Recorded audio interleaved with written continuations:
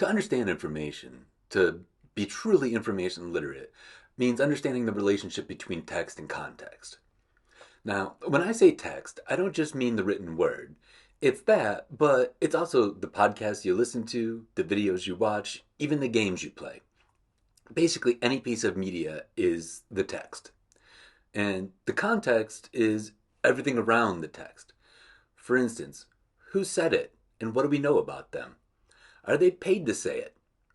Do they have the expertise? While I'm sure there are some PhDs who will disagree, having a doctorate in one thing does not make you an expert in everything. So look to see if they're staying in their lane or not. Also, when was it said? Who benefits from what is being said and how it's being said? What's missing?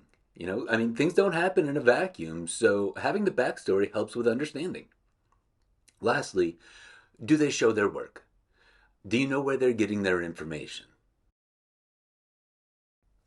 Let's try this out.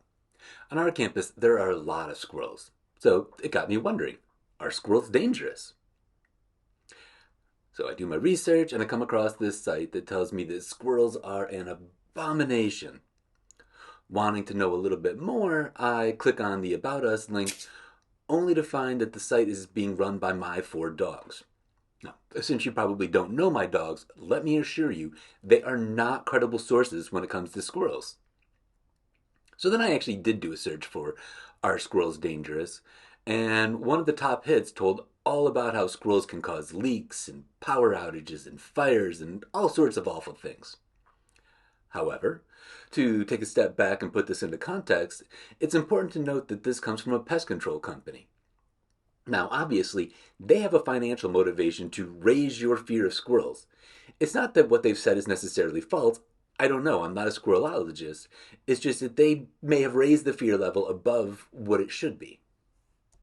Let's get just a little bit more complex and take a look at Turnitin, the plagiarism software.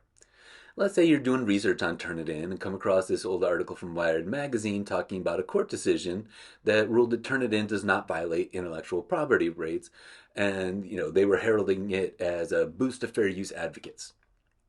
Now, nowhere in this article does it mention that Wired's parent company is owned by the same people who own Turnitin.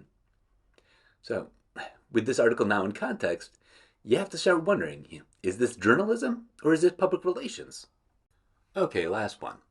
This one comes from the Brookings Institute, one of the more well-known think tanks. They put out this paper by an academic from the University of Utah saying that if there's going to be any student loan debt forgiveness, it should be highly targeted, aka very limited. Now, as far as I know, Adam Looney truly believes in everything he has written here. But the question is, why did the Brookings Institute decide to promote this particular academic and this particular work? It helps to look at who is funding them. Here you'll find a list of some of the wealthiest people and corporations in the world, including a lot of banking and investment companies. The people who make lots of money off student loan debt. And that's basically how it works. The rich give money to think tanks, then the think tanks put out policy papers that say we should give more money to rich people. And if, by chance, you put out a statement that goes against the interests of your donors, well, you just might find yourself out of a job. Hope this helps, and if you want to get better at putting text into context, I recommend learning more about lateral reading.